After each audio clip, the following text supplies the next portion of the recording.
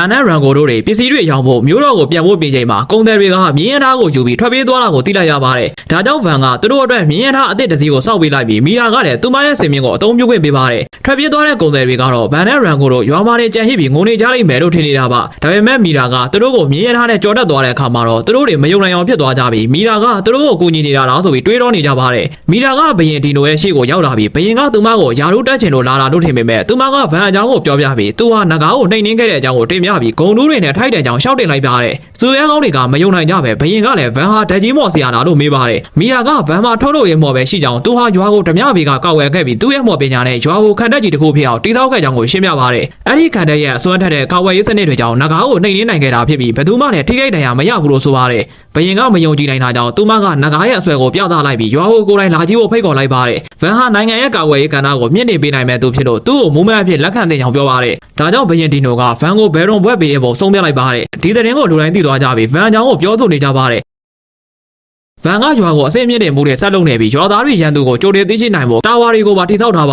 တယ်။ဗန်ကဗိုက်စာလာတာကြောင့်တာဝါပေါ်မှာပဲစားတောက်နေပြီးအက်စပါတာကတော့အခုဆိုရင်သူတို့မှာတင်းတင်းနဲ့အစာအုပ်တွေနဲ့အသုံးဆောင်တွေရှိနေပြီဖြစ်တာကြောင့်ရွာကိုမျိုးလို့ခေါ်လို့ရပြီလို့ပြောပါတယ်။သူတို့ကအဲ့ဒီမျိုးကိုဗန်ဒေါင်းလို့အမည်ပေးလိုက်ကြပြီးဗန်ကတော့နာမည်ကရေစရာကြီးလို့တွေးနေပါတယ်။ Ash ကလည်းဗန်နဲ့ပို့ပြီးရင်းနှီးနှီးစကားပြောနိုင်ဖို့အတွက်သူ့ကိုနာမည်တိုင်းပဲခေါ်ဖို့ပြောလာပြီးဗန်ကသူမကို Ash လို့ပဲခေါ်လိုက်ချိန်မှာတော့သူမရှက်ပြီးမျက်နှာလေးနီးမြန်းသွားပါတယ်။တီကအထူဝဲစားဖို့အချိန်တန်ပြီးလို့ပြောရင်သူမလှုပ်ထားတဲ့ကိတ်မုတ်ကိုပြပါတယ်။ဒါကဗန်နဲ့ရန်ကိုတို့စီကရတဲ့ပတ်ဝန်းပစ္စည်းတွေနဲ့လှုပ်ထားတာပါ။လူတိုင်းကကိတ်မုတ်ကိုအရန်ကောင်းတယ်လို့ချီးကျူးကြပေမဲ့တီကဘာလို့မစားတာလဲလို့ဗန်ကမေးလာပြီးတီကလည်းအချိုတွေအစားများနေတာကြောင့်ဝေးချဖို့လုံနေပြီလို့ပြောလာပါတယ်။အဲ့ဒီအချိန်မှာခံမုံကတကားဝါမှာလူတချို့ကိုတွေ့လိုက်ရပါတယ်။ဗန်ကသူတို့နဲ့တွားရောက်တွဲဆုံလိုက်တော့သူတို့ကဒီနေရာဟာဆက်တို့ရွာလာလို့မေးပါတယ်။ဗန်ကနာမည်ကိုနားမလဲပဲဇဝေဇဝါဖြစ်နေတော့အက်စပါတာကဒါဟာဒီရွာရဲ့နာမည်ဟောင်းဖြစ်ကြောင်းကိုရှင်းပြပါတယ်။အဲ့ဒီလူစုရဲ့ခေါင်းဆောင်ကသူတို့ဟာအနီးနားကရွာတရာကဖြစ်ပြီးအခွန်နဲ့အရန်များလာကြောင်းဒုက္ခရောက်နေကြကြောင်းရွာမှာအလုံးလုံးပဲလူငယ်တွေနဲ့မရှိတော့ကြောင်းပြောပြပါတယ်။နေသားကြီးကသူ့ရဲ့စစ်တပ်အတွက်လူငယ်တွေကိုအတင်းအဓမ္မခေါ်သွားခဲ့တာပါ။ဒါကြောင့်သူတို့ဟာဖာဒီနန်တို့နယ်မြေကလူတွေမှသိသွားပါတ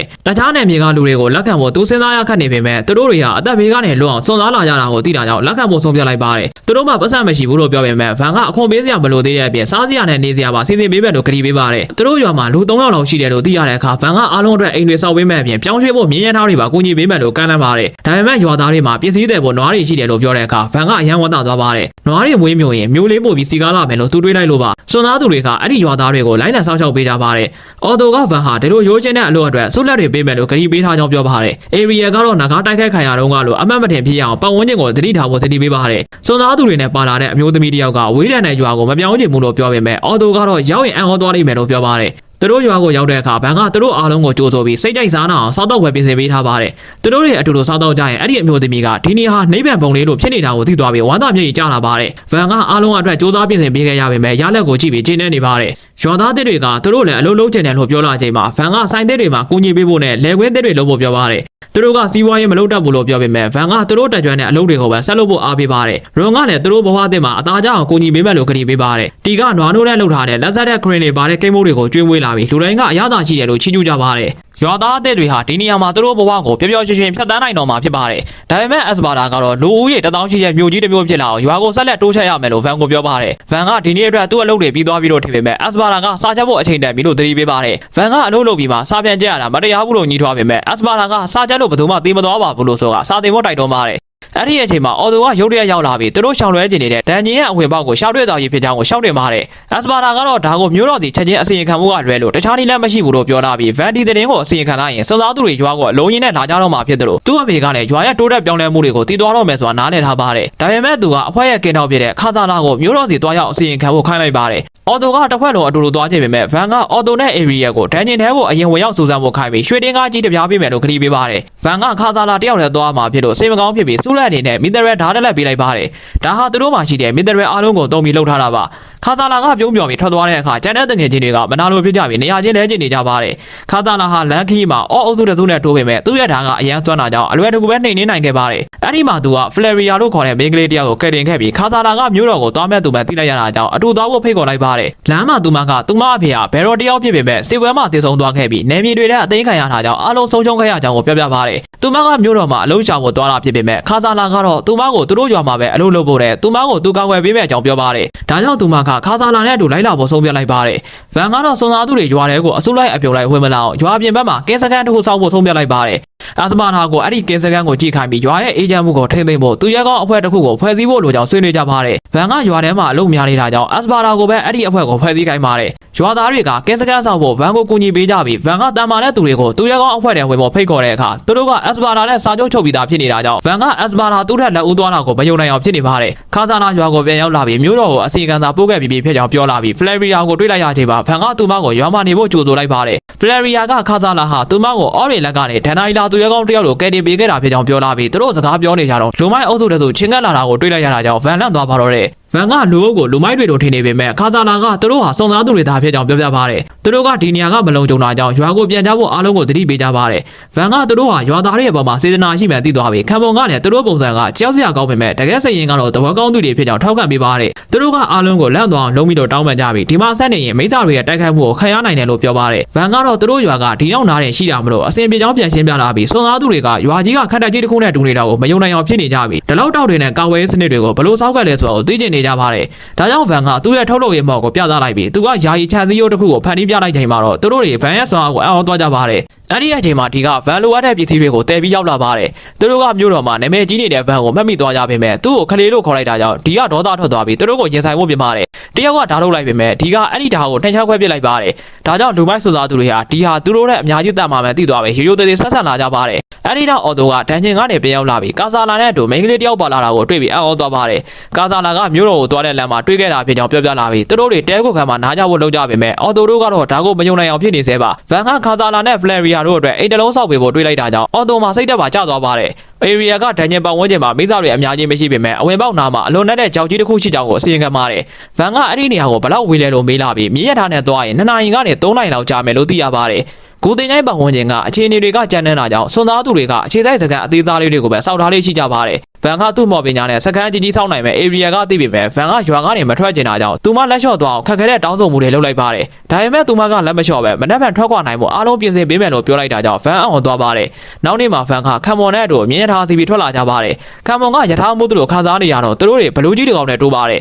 ်လူမိုက်စွန်သားသူတွေကရှေ့ထွက်ပြီးအလွယ်တကူပဲနှိမ်နှင်းလိုက်ကြပြီးအောက်ဝဲခံကအဆူညံနေတာကြောင့်ဗန်ကသူတို့ကိုစိတ်နှောက်ယှက်ဖြစ်မိပါတယ်သူတို့ခရီးဆက်လာရင်ကြောက်ကြီးနားရောက်တဲ့အခါဗန်ကမြင်းရထားကိုရက်ခိုင်းလိုက်ပါတယ်စွန်သားသူတွေကမခိုင်ခန့်တဲ့တရားဟောင်းပေါ်ကနေဖြတ်ကူးဖို့မကြောက်ကြတာကိုဗန်ကမယုံနိုင်အောင်ဖြစ်နေပါတယ်သူကဘေးကင်းဘုတ်ကိုဦးစားပေးရမယ်လို့ပြောပြီးသူ့ရဲ့ထုတ်လုပ်ရေးမော်နဲ့ခိုင်ခန့်တဲ့တရားကြီးတစ်ခုကိုတိစောက်ပေးလိုက်ပါတယ်ဒန်ဂျင်အဝင်ပေါက်ဝါကိုရောက်လာချိန်မှာနေရာကကျင်းတာကြောင့်ဘလို့စခန်းမျိုးစောက်ရမလဲလို့ဗန်ကစဉ်းစားပါတယ်သူကမိစားတွေအပြင်ထွက်မလာနိုင်အောင်အဝင်ပေါက်မှာတကားကြီးတစ်ခုအရင်လှုပ်လိုက်ပြီးစွန်သားသူတွေနဲ့အတူနားနေဆောင်တစ်ခုလှုပ်ထားလိုက်ပါတယ်ရလက်ကအရန်ကောင်းမှုတာကြောင့်အားလုံးအံ့ဩသွားကြပါတယ်အထဲမှာနားကိုလိုအပ်တဲ့အသုံးဆောင်တွေအစုံလင်ပါဝင်ပါတယ်သူတို့တွေဝရန်နာပေါ်ကနေတဘောဝအလှတရားတွေကိုကြည့်ပြီးဒါဟာအနားယူပေါ်အကောင်းဆုံးနေရာပဲဆိုပြီးသဘောကျနေကြပါတယ်ဗန်ကသူတို့အတွက်ရေလောင်ကန်တွေနဲ့မိုးရေကန်စနစ်တွေကိုပါတိစောက်ပေးထားကြောင်းပြောပြပါတော့တဲ့ဗန်ကခေါင်းမိုးပေါက်မှာရေတိုင်ငီတွေနဲ့မိုးရေကန်စနစ်တွေလုပ်ပေးထားကြောင်းဒါပေမဲ့အဲ့ဒီရေတွေကိုဓာတ်ရိုက်တောက်လို့မရကြောင်းရှင်းပြပေမဲ့စွန်သားသူတွေနားလည်ရလားဆိုတာသူသိမသိကြပါဘူးအဲ့ဒီနောက်မှာဗန်ကအော်တိုကိုစကန်မှာရှိတဲ့သူအားလုံးကိုစောက်ရှောက်ပေးဖို့မှာကြားခဲ့ပါတယ်နေမဝင်ခင်ပြန်မရောက်ရင်အစပါလာဆူရာခံရမှာကိုသူစိုးရင်နေလို့ပါအဲ့ဒါကိုလူမိုက်စွန်သားသူတွေကဝိုင်းကြည့်ကြပါတယ်အက်ရှ်ကတော့သူမရှာတွေ့ထားတဲ့မီတရတက်တူချိုင်းကိုအားလုံးကိုပြသရလူတိုင်းကသူမကိုချီကျူးကြပါတယ်ဗန်ရွာကိုပြန်ရောက်တဲ့အခါအစပါနာကကြိုးစောင်းနေတာကိုတွေ့လိုက်ရပါတယ်သူကအော်တိုကိုဝိုင်းကိုပြောပြဖို့တနာခဲ့ပေမဲ့အစပါနာကတော့နားမထောင်ပဲဗန်ကိုဆွဲခေါ်သွားပါတော့တဲ့နောက်ပိုင်းမှာဗန်နဲ့အက်ရှ်တို့ရွာနဲ့လမ်းလျှောက်နေကြတော့အက်ရှ်ကဒီမှာနေရတာလူတိုင်းပျော်ရွှင်နေကြပါပဲလို့ပြောပါတယ်ဗန်ကသူမကိုဒီမှာပဲအမြဲနေကျင်တာသူမတကယ်ရောဘာဖြစ်ကျင်တာလဲလို့မေးတဲ့အခါအက်ရှ်ကဗန်နဲ့လက်ထပ်ကျင်တယ်လို့ဖွင့်ပြောလိုက်မိပါတယ်သူမကိုယ်တိုင်လည်းအဲ့ဒီစကားကိုအတန်ထွက်ပြောမိသွားလို့ရှက်သွားပေမဲ့ဗန်ကအဲ့ဒီစကားကိုကြားပြီးပြောနေတာကိုသတိပြုမိသွားပါတယ်ဗန်နဲ့ရန်ကိုတို့မျိုးတော်ကနေပြန်ရောက်လာပြီးသူတို့ရဲ့လုပ်ငန်းအသစ်ကိုတီထောင်နိုင်ခဲ့ပြီဖြစ်ကြောင်းသတင်းကောင်းပါလာပါတယ်သူတို့ကနဂါးပစ္စည်းတွေအတွက်ပလက်တီနဲ့ဒင်ကားတွေကိုဗန်ကိုပေးရပါတယ်ဗန်ကအဲ့ဒီပတ်စံတွေကိုတီကိုလွှဲပေးလိုက်ပြီးတီကတခါမှတော့အများကြီးမကင်ဘူးတာကြောင့်တုံရင်နေရပါတယ်အန်ကိုကဗန်အတွက်လက်ဆောင်အဖြစ်မျိုးတော်ရဲ့နောက်ဆုံးပေါ်၄ခွတစ်ခုကိုပေးလာပါတယ်အဲ့ဒါကတခါတည်းနဲ့10ချက်စတိုက်ပြစ်နိုင်တာကြောင့်ဗန်ကသူ့ရဲ့မြားပြက်ဆက်ကိုအဆင်းမြင့်ဖို့အကြံရသွားပါတယ်ဗန်ကအဲ့ဒီ၄ခွကိုတေချာစစ်စေပြီးအတူယူလုံးကြည့်ဖို့လုပ်ပေမဲ့အဆင်မပြေပါဘူးဗန်တစ်ခုခုကိုရှုံးနေတာကိုတွေ့ရလို့အက်ရှ်ကအံ့ဩသွားပါတယ်ဗန်ကတော့သူဟာအမြဲတမ်းရှုံးနေကြဖြစ်ပြီးမော်ပညာကလွယ်ရင်ဘာမှထူးခြားတဲ့သူမဟုတ်ဘူးလို့ဆိုပါတယ်ဒါပေမဲ့အက်ရှ်ကတော့ဗန်ဟာဓာတ်သားရောစာပေမှာပါတော်တဲ့သူဖြစ်ကြောင်းသူမသာဘာမှမတတ်တာဖြစ်ကြောင်းပြန်ပြောပါတယ်ဗန်ကသူမမှာဘာမော်စွမ်းရင်ရှိတယ်လို့မေးတဲ့အခါသူမကစိတ်မကောင်းဖြစ်သွားပါတယ်တီကမပြောချင်တယ်ရပါတယ်လို့ဆိုပေမဲ့အက်ရှ်ကသူမမှာရုပ်သေးမောင်ရှိကြောင်းကိုဖွင့်ပြောလိုက်ပါတယ်မူမတ်တွေကရုပ်သေးမောင်ကိုဗန်ရထုတ်လို့ရင်မောင်လို့ပဲအသုံးမကျဘူးလို့သတ်မှတ်ထားကြတာပါဒါပေမဲ့ဗန်ကသူမကိုအဲ့ဒီမောင်ကိုပြခိုင်းပါတယ် ဗန်ကသူမရဲ့မော်ဟာရှားပါတဲ့မော်ဖြစ်ကြောင်းသူမအတွက်အယုတ်တရုတ်လုပ်ပေးမယ်လို့ဆိုပြီးမော်ဆွမ်းကိုပြခိုင်းပါတယ်ဗန်ကဒီမော်ပညာမှာအကန့်အသတ်မရှိတဲ့အလားအလာတွေရှိကြောင်းပြောပြီးတီကလည်းရွာသားတွေကိုပြပွဲတစ်ခုလုပ်ပြဖို့ကြံပေးပါတယ်ဗန်ကမီဒရန်နဲ့လှုပ်ထားတဲ့ရုပ်သေးရုပ်လုပ်ဖို့စဉ်းစားပေမဲ့အက်ချ်ကတော့သူမရဲ့စွမ်းအားဟာသူများကိုပြဖို့မသိတော့ဘူးလို့ထင်နေပါတယ်ဗန်ကသူ့ရဲ့ထုတ်လုပ်ရေးမော်ကိုလည်းအားလုံးကအထင်သေးခဲ့ကြပေမဲ့အခုတော့အားလုံးကိုပျော်ရွှင်အောင်လုပ်ပေးနိုင်ခဲ့ပြီဖြစ်ကြောင်းဒါကြောင့်သူမရဲ့မော်ကိုလည်းလူတိုင်းသဘောကျမှာဖြစ်ကြောင်းအားပေးပါတယ်ညရောက်တဲ့အခါရွာသားအလုံးစုဝေးလာကြပြီးဗန်ကအက်ချက်မော်ပြဝဲကြောင်းကိုကြော်ညာပါတယ်။သူမကအယုတ်ကိုစားတဲ့ထိန်ချုပ်ပြတဲ့အခါရွာသားတွေကသူမရဲ့မော်ကိုမက်မိသွားကြပါတယ်။အတိတ်တုန်းကရုပ်သေးမော်ကိုတုံးပြီးဘရင်မိသားစုကိုတိုက်ခိုက်ခဲ့ဘူးတာကြောင့်ရွာသားတွေကစိုးရိမ်ထိတ်လန့်သွားကြပါတယ်။အက်ကလူတွေသူမကိုအထင်လွဲနေကြတာကိုတွေးပြီးစိတ်လက်ကျသွားပေမဲ့ဗန်ကသူမကိုတတိပြန်ဝင်လာအောင်ကူညီပေးလိုက်ပါတယ်။ဒါကြောင့်သူမကဆက်လက်ပြီးတော့သူမရဲ့အယုတ်ကလေးကိုကပြစေပြီးလှပတဲ့ဖျော်ဖြေရဲတစ်ခုကိုတင်းဆက်လိုက်တာကြောင့်လူတိုင်းကအံ့ဩမြင့်သက်သွားကြပါတ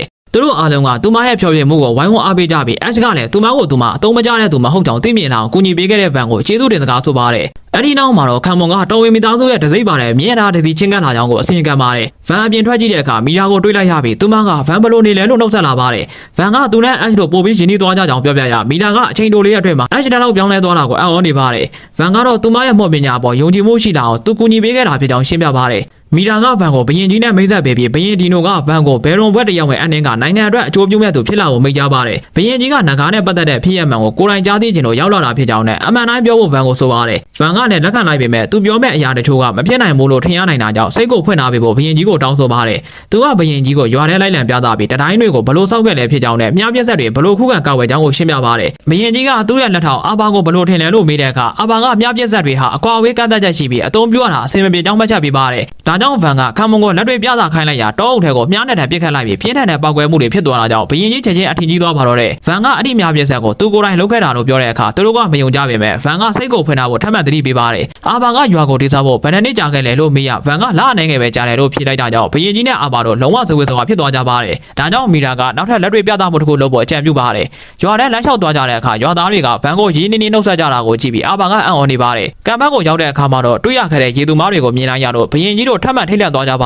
ယ်။ဗန်ကတတိုင်းတစ်ခုကိုဘလို့ဖန်တီးလဲဆိုတာပြသဖို့အတွက်အစပါတာကိုမြေကြီးတွေကြွတက်လာအောင်အရင်လုပ်ခိုင်းပြီးသူကသူ့ရဲ့မော့ပညာနဲ့အဲ့ဒီမြေကြီးကိုတတိုင်းအဖြစ်ပြောင်းလဲပစ်လိုက်ရဘရင်ကြီးနဲ့အာဘာတို့အကြီးကျယ်တုံးလုံးသွားကြပါတယ်။အဲ့ဒီနောက်နားနေဆောင်မှာအနားယူနေတော့ရေသူမခေါင်းဆောင်ဖတ်စတာကဘရင်ကြီးကိုဘယ်သူလဲလို့မေးပါတယ်။ဗန်ကဘရင်ကြီးဟာသူတို့ရဲ့ခေါင်းဆောင်ဖြစ်ကြောင်းရှင်းပြလာတာကြောင့်ဖတ်စတာကဂါရပြုတ်ပြီးချစ်ကြည်ရေးလက်ဆောင်အဖြစ်အော်ရာလန်လို့ခေါ်တဲ့နတ်ဖျားတွေရဲ့ဒဏ္ဍာရီလာတက်တုတစ်မျိုးကိုပေးရပါတယ်။အာဘာကအဲ့ဒီတက်တုနဲ့လှုပ်ထားတဲ့ဓာတ်တက်လက်ဟာပလက်တီနဲ့100ထဲမှာကတန်ဖိုးရှိကြောင်းပြောနေတော့မှပဲဗန်ကအဲ့ဒီတက်တုကိုဓာတ်တက်လက်အဖြစ်ချက်ချင်းပြောင်းလဲပစ်လိုက်ပါတယ်။သူတို့တွေငင်းကုန်နေကြတော့ဗန်ကသူလှုပ်လိုက်တာကိုဖုံးကွယ်ဖို့ကြိုးစားပေမဲ့ဘရင်ကြီးကအားလုံးကိုထုတ်ပြဖို့နဲ့ဗန်ရဲ့တောင်းဆိုချက်တွေကိုနားထောင်ပေးမယ်လို့ကတိပေးပါတယ်။ဒါကြောင့်ဗန်ကသူ့ကိုဒီရွာမှာပဲအမြဲနေခွင့်ပြုဖို့နဲ့တခြားဘယ်နေရာကိုမှမလွတ်ဖို့တောင်းဆိုလိုက်ပါတယ်။ဘရင်ကြီးကဗန်လိုအရေးချင်းရှိတဲ့သူဟာမျိုးတော်မှာဆိုရင်ပိုပြီးကောင်းမွန်တဲ့ဆက်ဆံမှုတွေရနိုင်တာကြောင့်ထူးဆန်းနေပေမဲ့ဗန်ကတော့သူ့ရဲ့ရွာသားတွေကိုကောက်ွယ်ဖို့ကနယ်မြေအရှင်တယောက်ရဲ့တာဝန်ဖြစ်တာကြောင့်ဒီမှာပဲနေချင်ကြောင်းပြောပါတယ်။ဘရင်ကြီးကဗန်ရဲ့ပါရမီတွေကိုဒီမှာပဲထားခဲ့ရတာနှမျောစရာကောင်းတယ်လို့ထင်ပေမဲ့ဗန်ကတော့သူ့နေရာမပြောင်းရတာကြောင့်ဝမ်းသာနေပြီးဒီရွာလေးမှာပဲအေးလိုဘဝကိုဆက်လက်ဖြန့်သန်းသွားပါတော့တယ်။ဘရင်ဒီနိုကမျိုးတော်ကိုပြန်ဖို့ပြင်ဆင်နေတော့မှနဂါးတကောင်ချစ်ကပ်လာနေကြောင်းအချက်ပေးသံထွက်လာပါတယ်။ဗန်ကလူတိုင်းကိုတိုက်ပွဲအတွက်ပြင်ဆင်ဖို့အမေပေးလိုက်ပါတယ်။နဂါကိုမော်စရာတယောက်ကထိန်းချုပ်ထားတာကိုသူတို့သတိထားမိကြပြီးဘရင်ကြီးကဒါဟာရန်နတာဘရင်နိုင်ငံကဖြစ်ရမယ်လို့ယူဆကရန်သူအပေါင်းပါတွေအနားမှာရှိနေနိုင်တာကြောင့်အားလုံးကိုသတိထားဖို့ပြောပါတယ်။နဂါကအမြင့်ပေတော်တော်များများမှာပြန်တန်းနေတာကြောင့်ရိုးရိုးများပြည့်စက်တွေနဲ့မမိနိုင်ပဲဖန်ကသိနေပါတယ်။ဒါကြောင့်သူ့ရဲ့ပုံစံသစ်လက်နက်ကိုစမ်းသပ်ဖို့အချိန်တန်ပြီလို့သူကဆုံးဖြတ်လိုက်ပါတယ်။တစ်ဖက်မှာတော့မင်းသားဂျာနီမန်ကသူ့လူတွေကိုဥဆောင်လာပြီးနယ်မြေကိုစူးစမ်းဖို့ဝိုင်ဗန်နဂါကိုလွတ်လိုက်ပါတယ်။သူကဒီလိုဝေးလံခေါင်ပြတဲ့ရွာလေးကိုတိုက်ခိုက်ဖို့လာတာကိုမယုံနိုင်အောင်ဖြစ်နေပြီးဒါဟာလွယ်ကူတဲ့အလုပ်တစ်ခုလို့ထင်နေတာပါ။ဒါပေမဲ့ရွာကခန့်တက်ကြီးတစ်ခုလို့ဖြစ်နေတာကိုမြင်လိုက်ရတဲ့အခါသူ့လူတွေကထိတ်လန့်ကုန်ကြပါတယ်။မင်းသားကဒီလိုနေရာမျိုးမှာခန့်တက်ရှိဖို့မဖြစ်နိုင်ဘူးလို့ဆိုကအတင်းအဓမ္မတိုက်ခိုက်ခိုင်းပါတယ်။သူတို့ကဂိတ်တကားကိုဝိုင်းပြီးတိုက်ခိုက်ကြပေမဲ့တကားကလုံးဝမပြိုလဲပါဘူး။ဗန်ကရန်နတာကသူရဲကောင်းတွေဒီမှာဘာလာလောက်တာလဲလို့မေးလိုက်တဲ့အခါမင်းသားကသူတို့ရန်နတာကမှဘလို့သိတယ်လို့ပြန်မေးပါတယ်။ဗန်ကတော့သူကခံမှန်းပြီးပြောကြည့်တာသာဖြစ်ပြီးမင်းသားကိုယ်တိုင်ဝန်ခံလိုက်တော့ဝမ်းသာသွားပါတယ်။မင်းသားကဒီရွာကိုဘလို့လို့ခန္ဓာကြီးဖြစ်အောင်လုပ်လိုက်တာလဲလို့မေးလာပြီးဗန်လည်းရွာသားတွေနဲ့စူပေါင်းတိဆောက်ခဲ့တာလို့ရှင်းပြပေမဲ့မင်းသားကမယုံပါဘူး။သူကနဂါကိုတိုက်ခိုက်ခံလိုက်တဲ့အခါရွာသားတွေကလက်နက်သစ်ကိုပြစ်ခတ်လိုက်တို့မြားတန်းတွေအမြောင်များထွက်ပေါ်လာပြီးနဂါကိုပြစ်ချလိုက်ပါတယ်။အာဘာကဒီလက်နက်ရဲ့စွမ်းအားကိုအံ့ဩနေပြီးရန်သူစစ်သူတွေကတော့လက်နက်ချသွားကြပါတယ်။ဒါပေမဲ့မင်းသားကတော့ဆက်ပြီးကောင်းမနေတာကြောင့်မီတာကမြားပြစ်တဲ့နဲ့6လန့်လိုက်ပြီးနောက်တော့ကဆိုရင်မလွဲစေရဘူးလို့တတိပေးလိုက်မှသာသူလက်နက်ချပါတော့တဲ့ဗန်ရက်ဖခင်ကဘာလို့ဗန်ကိုနှိထုတ်ခဲ့တာလဲဆိုတော့တွေးမရဖြစ်နေပါတယ်။ဘရင်ကြီးကတော့ဗန်ရက်ထုတ်လို့ရေးမော်ကိုအသုံးမကျဘူးလို့အားလုံးကတတ်မှတ်ခဲ့တာဖြစ်မယ်လို့ဆိုပါတယ်။ဒါပေမဲ့အခုလိုထုတ်လို့ရေးမော်ကအစွမ်းထက်နေလိမ့်မယ်လို့ဘယ်သူမှမထင်ထားခဲ့ကြတဲ့အတွက်မော်စွမ်းရဲ့တတ်မှတ်ချက်တွေကိုပြန်လည်သုံးသပ်ဖို့လိုအပ်ပြီးလို့ဘရင်ကြီးကယူဆလိုက်ပါတယ်။အဲဒီနောက်မီတာကမင်းသားရာနီမန်ကိုစစ်ဆေးမေးမြန်းကြည့်ရမှာရန်နတာနိုင်ငံဟာဒီရွာကိုတိုက်ခိုက်ဖို့နှစ်ပေါင်းများစွာကတည်းကစီစဉ်ခဲ့တာဖြစ်ပြီးလွယ်ကူတဲ့ပြစ်မှတ်လို့ထင်ခဲ့ကြကြောင်းသိရပါတယ်။အာဘာကတခြားနယ်မြေ မြေတွေကိုတိုက်ခိုက်ဖို့အစီအစဉ်ရှိတာလို့မေးတဲ့အခါမင်းသားကသူတို့ရဲ့အဓိကဖြစ်မဲ့ဖြစ်တဲ့ခန္ဓာကြီးစကူတန်ကိုတိုက်ခိုက်ဖို့တိကျစစ်တပ်တစ်ခုလွှတ်ထားပြီးလို့ဖွင့်ပြောလိုက်ပါတယ်မီတာကဘယင်ကြီးကိုသတင်းပို့လိုက်ပြီးအာဘာကစကူတန်မျိုးကိုသူရဲကောင်းတယ်စေလို့ပေါ့မျိုးတော့ကိုအမြန်ပြန်သိပြီးတော့အကြံပေးပါတယ်ဘယင်ကြီးကဗန်ကိုလည်းကာကွယ်ရေးမှာကူညီပေးဖို့တောင်းဆိုပေမဲ့ဗန်ကတော့ရွာကတိုးတက်ဆဲဖြစ်တာကြောင့်ရွာကိုထားခဲ့လို့မရကြောင်းညင်းဆိုပါတယ်ဒါပေမဲ့မီတာကနိုင်ငံကိုကာကွယ်ဖို့ဆိုတာမူမတ်တယောက်ရဲ့တောင်းအဖြစ်တယ်လို့ပြောတာကြောင့်ဗန်ကလက်ခံလိုက်ပါတယ်ဒါပေမဲ့သူ့ရဲ့စစ်တပ်ကိုသူကိုယ်တိုင်ပဲဖွဲ့စည်းမယ်လို့ပြောလာပြီးဗန်ကသူမရှိခိုက်မှာရွာကိုစောင့်ရှောက်ဖို့အက်စပါတာကိုတောင်းပေးပြီးဒီကိုတော့သူနဲ့အတူလိုက်ဖို့ပြောပါတယ်တခြားသူတွေကိုတော့အန်နီယံများလို့ထားခဲ့ဖို့လုပ်ပေမဲ့သူတို့ကလည်းလိုက်ချင်တယ်လို့အတင်းပြောတာကြောင့်ဗန်ကခွင့်ပြုလိုက်ပါတယ်အော်သူရဲ့အဖွဲ့ကလည်းဗန်ကိုကာကွယ်ပေးဖို့ဆန္ဒပြုကြပါတယ်ဗန်ကတခြားဆိုသားသူတွေကိုပါခေါ်ဖို့နဲ့ပါဝင်ကူညီရင်ဆုလက်ကြီးမမပေးမယ်လို့ကတိပေးလိုက်ပါတယ်ကာဆာလာကိုတော့သူတို့ရဲ့ကိန်းထောက်အဖြစ်လိုက်ပါလို့ပြောလာပြီးကာဆာလာကပထမတော့တိတ်ဆိတ်ဝင်စားပေမဲ့ဗန်ကဒီခီးစဉ်မှာမပါရင်ဘာဘီကျိုးစောက်တော့ပွဲကိုလာခွင့်မပေးဘူးလို့ပြောလိုက်တာနဲ့ချက်ချင်းပဲစိတ်ပြောင်းပြီးလိုက်မယ်လို့ပြောလိုက်ပါတယ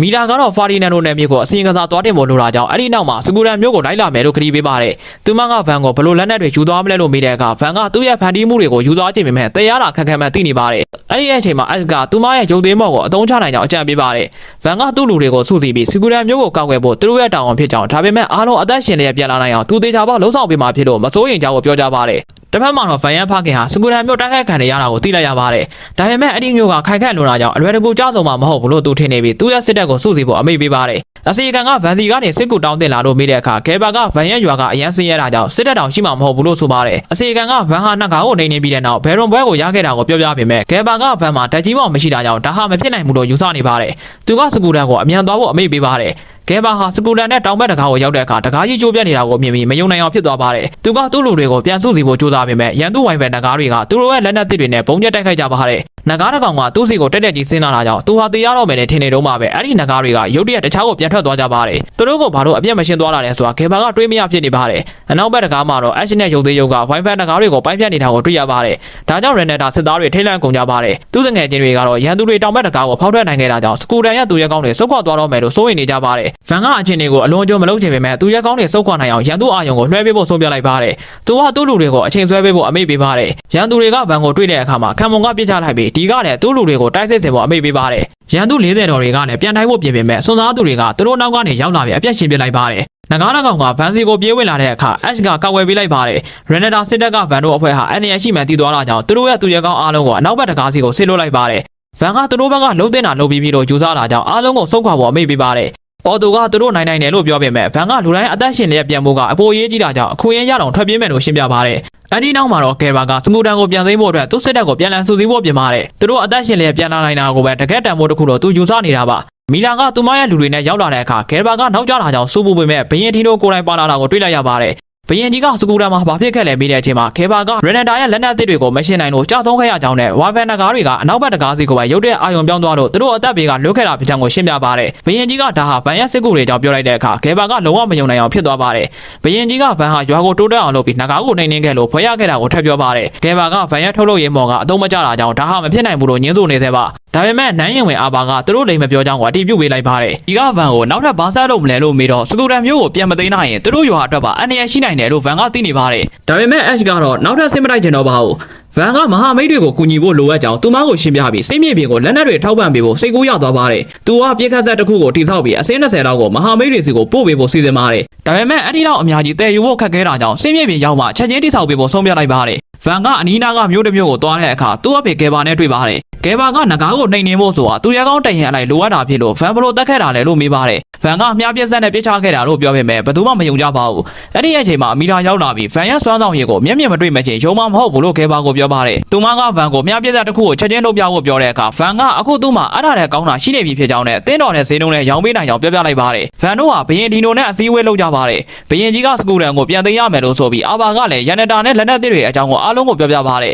ဘရင်ကြီးကရန်သူလက်နက်ကိုပြန်မတုတ်ပြန်နိုင်ရင်သူတို့မှာအခွင့်အရေးမရှိဘူးလို့ယူဆနေပါတယ်အာဘာကဗန်ကိုနီးပြူဟာရှိတာလို့မေးရဗန်ကဝိုင်ဘန်နဂါးတွေဘုံမကျဲခင်မှာသူတို့ကိုအရင်ပြစ်ချရမယ်လို့ရှင်းပြပါတယ်တခြားမူမတ်တွေကဒါဟာရည်စရာကောင်းတဲ့နီးပြူဟာလို့ထင်နေကြပေမဲ့ဘရင်ကြီးကတော့ဗန်ကိုယုံကြည်တာကြောင့်ရှေ့တန်းကနေပါဝင်ဖို့တောင်းဆိုပါတယ် ဗန်ကသူ့တရားရမှစိုးရင်တာကြောင့်နောက်တန်းကနေပဲကိုကြီးချင်းတယ်လို့ပြောတဲ့အခါတခြားဦးဘက်တွေကသူ့ကိုအတကြီးတယ်လို့ဝိုင်းပြောကြပါတယ်။ကဲဘာကလည်းဗန်ကိုသူ့နေရာသူသိဖို့နဲ့သူဟာဝေးလံတဲ့ကြွားကနေစားလေးပဲဖြစ်တယ်လို့သတိပေးပါတယ်။ဒါပေမဲ့ဗန်ကတော့တခြားဦးဘက်တွေဟာသူ့ရဲ့အခြေအနေကိုနားမလည်ကြကြောင်းမိသားစုစီကအကူအညီမရပဲရွာကိုခက်ခက်တိစောက်ခဲ့ရတာဖြစ်လို့သူမရှိတော့ရွာတက်ခက်ခံရမှာစိုးရိမ်ကြောင်းပြန်ပြောပါတယ်။အာဘာကလည်းရန်နဒါနိုင်ငံဟာနေဆက်ကနေပြီးအားလုံးကိုတိမ်ပိုက်ဖို့ကြိုးစားနေတာဖြစ်လို့ဗန်ရဲ့ရွာဟာလည်းပြစ်မှတ်ဖြစ်နိုင်ကြောင်းသတိပေးပါတယ်။နေစားကြီးဖာဒီနန်ဒိုကဗန်ကိုရန်သူလက်နက်တစ်ကိုတုံ့ပြန်နိုင်မလားလို့မေးပါတယ်။ဗန်ကလုံးနိုင်ကြောင်းနဲ့မြပြက်ဆက်တွေပြက်ခတ်ဆက်တွေကိုချက်ချင်းပြင်ဆင်မယ်လို့ပြောပါတယ်။သူ့အဖေကအချိန်မရှိဘူးလို့ပြောနေတော့မှပဲဗန်ကသူ့ရဲ့ထုတ်လုပ်ရေးမောင်ကိုတုံးပြီးလက်နက်တွေကိုမျက်စိတမိတ်အတွင်းမှာပဲဖန်တီးပြလိုက်ပါတယ်။အားလုံးကအံ့ဩသွားကြပေမဲ့ဂေဘာကတော့အဲ့ဒီလက်နက်တွေကအမိုက်တွေပဲလို့ဆိုတာအထင်မကြီးပါဘူး။ဗန်ကအဲ့ဒီပြက်ခတ်ဆက်တွေကရှီရီကန်မြားတဲ့တွေကိုပြစ်ထုတ်နိုင်တာကြောင့်ငကားတွေကိုပြစ်ချနိုင်မှာဖြစ်ကြောင်းနဲ့ဒါဟာအနိုင်ရဖို့အာမခံနိုင်ပေမဲ့တိုက်ပွဲဝင်ဖို့အခွင့်အရေးတော့ရစီမှာဖြစ်ကြောင်းရှင်းပြပါတယ်။အဲ့ဒီနောက်မှာတီကဗန်ကိုလာကြိုးပါတယ်။အချီကသူမရဲ့အဖေကိုတွေးလိုက်ရပေမဲ့မိသားစုကသူမအပေါ်စိုးစိုးရွားရွားဆက်ခံခဲ့တာတွေကိုပြန်သတိရသွားပါတယ်။သူမအဖေကတော့စိတ်အတွက်ပြင်ဆင်နေရလို့အလုပ်များနေကြောင်းအားလုံးပြီးမှစကားပြောကြမယ်လို့ဆိုပြီးထွက်သွားပါတယ်။ဗန်ကအဲ့စိတ်မကောင်းဖြစ်နေတာကိုသတိထားမိလို့သူမကိုအနားယူခိုင်းပြီးတီကိုဆောက်ရှောက်ခိုင်းတာပါတ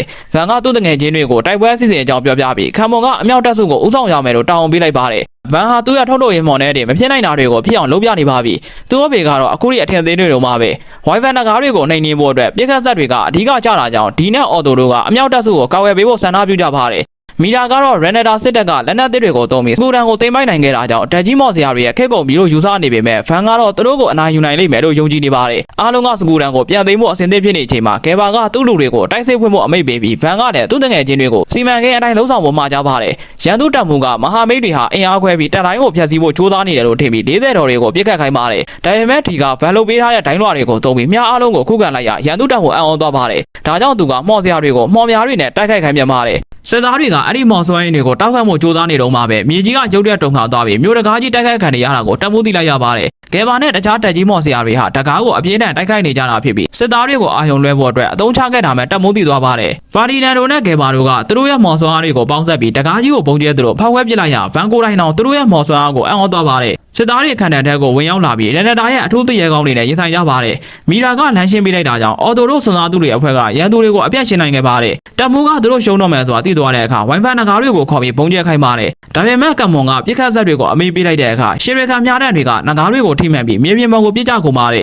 ။ဒါပေမဲ့နဂါကောင်ကတော့အသက်ရှင်ကျန်နေပြီးတခြားနဂါတွေတဲ့ပိုကြီးမနေတာကိုအားလုံးသတိပြုမိသွားပါတယ်။အော်တိုနဲ့ကာဆယ်လာတို့ဟာဝင်တိုက်ပေမဲ့ဘာမှမထူးကြပါဘူး။သူတို့ကအဲ့ဒီနဂါကိုငြိမ်နေအောင်ပဲလုပ်ခဲ့တာဖြစ်ပြီးခံမွန်ကမြားပြက်ဆက်နဲ့ပြစ်ခတ်လိုက်တဲ့အခါမြားတဲ့တွေကနဂါရဲ့အတောင်ပံတွေကိုဖောက်ထွက်သွားပါတယ်။နောက်ဆုံးမှမီလာကမီလုံးကြီးနဲ့ပြစ်ပေါက်လိုက်ရနဂါကြီးပေါက်ကွဲသွားပြီးဒီကအပြက်ရှင်လိုက်ပါတယ်။ဝိုင်ဖန်နဂါတွေအကုန်လုံးရှင်းလင်းသွားတာကြောင့်စစ်သားတွေကအောင်ပွဲခံကြပြီးနေသားကြီးဖာဒီနန်ဒိုကလည်းဗန်ဟာအလွန်မဲဆောအားကြီးမှအတိမတ်ပြုလိုက်ပါတယ်။ရန်သူတပ်မှုကထွက်ပြေးဖို့ကြိုးစားပေမဲ့အော်တိုနဲ့ကာဆာလာတို့ကတားဆီးလိုက်တာကြောင့်နောက်ဆုံးမှလက်နက်ချလိုက်ရပါတယ်။အမကဘာလို့ဗန်နဲ့စကားမပြောတာလဲလို့မေးပါတယ်။ဂေဘာကသူ့ရဲ့ယုံကြည်ချက်တွေမှားယွင်းခဲ့တာကိုဝန်ခံလိုက်ပါတယ်။ဗန်ကသူ့တငယ်ချင်းတွေကိုကျေးဇူးတင်စကားပြောနေတော့အော်တိုတို့ကရန်သူတပ်မှုကိုဖမ်းလာခဲ့ပါတယ်။မီတာကစစ်ဆေးမေးမြန်းရမှာတော့ရန်နဒါနိုင်ငံဟာနေရာ3နေရာကိုတပြိုင်နက်တိုက်ခိုက်ဖို့စီစဉ်ထားကြောင်းသိရပါတယ်။အဲ့ဒီနေရာတွေကတော့ဗန်ဒိုးရွာရဲ့စကူတန်မျိုးနဲ့နောက်ဆုံးပြစ်မှတ်ကတော့ဖာဒီနန်ဒိုနယ်မြေပဲဖြစ်ပါတယ်။ဒါဟာအရက်နေရဖြစ်တာကြောင့်သူမကအရန်စိုးရင်သွားပြီးအိမ်ကိုပြန်ကျင်တယ်လို့ဗန်ကိုပြောပါတယ်။ဗန်ကအန်နီယံများလို့တားပေမဲ့သူမကတော့ဒါဟာသူမမိသားစုကိစ္စဖြစ်တာကြောင့်ကိုယ်တိုင်သွားကျင်တယ်လို့အတင်းပြောပါတယ်။ဗန်ကသူမကိုကူညီကြည့်ပေမဲ့သူကိုယ်တိုင်လိုက်သွားရင်အရက်အဖေကနေမြေရှင်တယောက်အနေနဲ့မျက်နှာပြရမှာကိုစိုးရင်တာကြောင့်အော်တိုနဲ့ကျန်တဲ့သူတွေကိုသူမနဲ့အတူထည့်ပေးလိုက်ပါတယ်။ဖာဒီနန်ဒိုနယ်မြေကိုတိုက်ခိုက်မှုကတော့အရှိန်ဟုန်နဲ့ဖြစ်သွားနေပါတ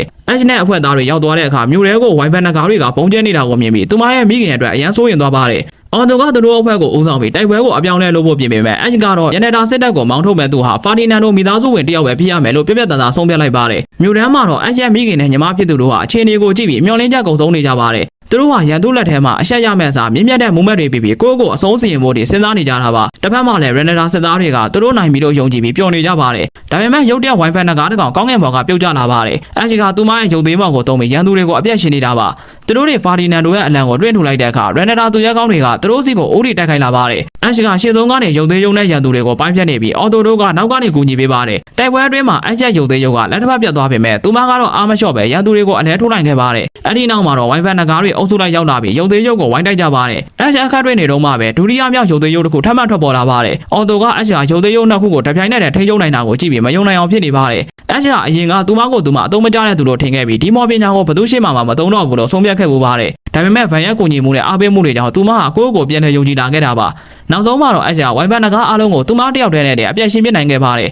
ရန်နဒါတန်မှုကမယုံနိုင်ပဲစစ်တပ်ကိုစုပ်ခွာဖို့အမိန့်ပေးလိုက်ရပါတယ်အက်ချ်မိခင်ကသူတို့ကိုဘသူကယ်တာလဲလို့သိချင်နေတော့နေသားကြီးဖာဒီနန်တို့ရောက်လာပြီးအက်ချ်ကကယ်တင်ခဲ့တာဖြစ်ကြောင်းကိုပြောပြပါတယ်သူတို့ဟာအက်ချ်ကိုအရင်ကစိုးစိုးရွားဆက်ဆံခဲ့တာတွေကိုနောက်နောက်ရောက်သွားကြပါတယ်ကာဇာလာကအက်ချ်ကိုမိဘတွေစီသွားတွေ့မလားလို့မေးပေမဲ့အက်ချ်ကတော့သူမရဲ့မိခင်ကသူမရဲ့ရုပ်သေးမောင်ကိုအရန်မုန်းခဲ့တာကိုတတိရောက်သွားပြီးမတွေ့ပဲပြန်ဖို့ဆုံးဖြတ်လိုက်ပါတယ်သူတို့တွေဗန်ရဲ့ရွာကိုပြန်ရောက်တဲ့အခါဗန်ကအက်ချ်ကိုဝမ်းသာအရာကြိုးဆိုပါတယ်အက်ချ်ကသူမဟာဗန်လိုမျိုးယုံကြည်မှုအပြည့်နဲ့အမိမပေးနိုင်ခဲ့တာကိုစိတ်မကောင်းဖြစ်နေပေမဲ့ဗန်ကတော့သူမဟာတကယ်ကိုထူးထူးချွန်ချွန်လှုံ့ဆော်နိုင်ခဲ့တာဖြစ်ကြောင်းချီးကျူးပြီးအိမ်ပြန်လာတာကြိုးဆိုပါတယ်လို့နှွေးထွေးပြောလိုက်ပါတယ်ဇလန်ရဲ့အဆုံးမှာတော့ဗန်ဟာမြို့လေးကိုထပ်မံအစိမ့်မြင့်တင်လိုက်ပြီးအစာအုပ်သေးတွေနဲ့အရန်ကိုစီကားနေတာကိုတွေ့ရပါတယ်ဗန်ကသူ့ရဲ့ထုတ်လုပ်ရေးမော်ကြောင့်အဖေဖြစ်သူရဲ့နှိမ့်ထုတ်ခြင်းကိုခံခဲ့ရပေမဲ့အဲ့ဒီအတွက်ကြောင့်ပဲအခုလိုအတွေ့အကြုံကောင်းတွေရခဲ့တာဖြစ်ပြီးထူးခြားတဲ့လူတွေနဲ့ဆုံတွေ့ခွင့်ရခဲ့တာလို့ကျေးဇူးတင်စကားဆိုပါတယ်သူကတော့ဒီနေရာလေးကိုအားလုံးအတွက်ပိုကောင်းတဲ့နေရာလေးဖြစ်အောင်ဆက်လက်တည်ဆောက်သွားမှာဖြစ်ပါတယ်